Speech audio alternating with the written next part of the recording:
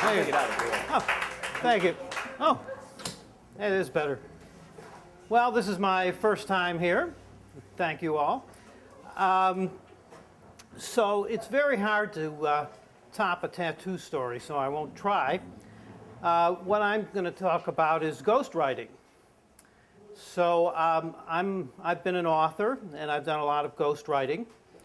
And listening to some of the stories here, I was reminded of the very first time I was a ghostwriter. So this was, I was quite young, more years than I care to remember ago. And I was in high school. And in my high school, there was a locally famous science teacher. And my brother had had this teacher, and some of my other relatives had had this teacher, and all the time I was growing up, I heard stories about how wonderful this teacher was and what a great guy he was, and how wonderful it would be when I got to be able to take his course. And so I looked forward to this. And eventually I got to the point where I was signed up to take this teacher's course. And the summer before I was going to take this course, he died.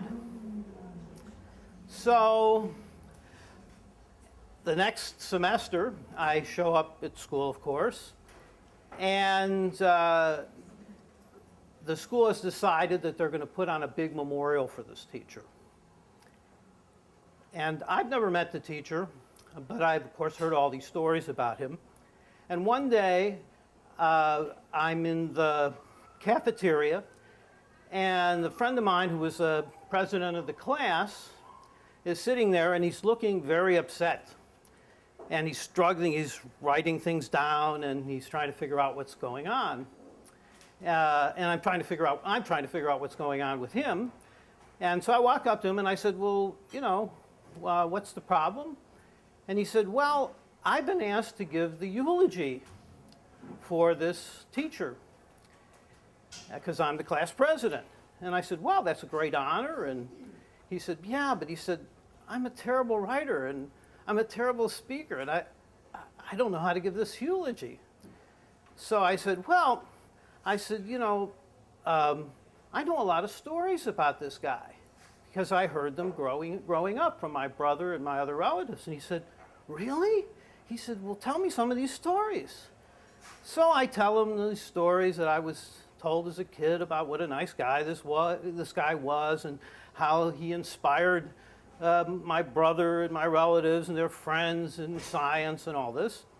And so he said, wow. He said, those are wonderful stories. He said, could you write them down for me?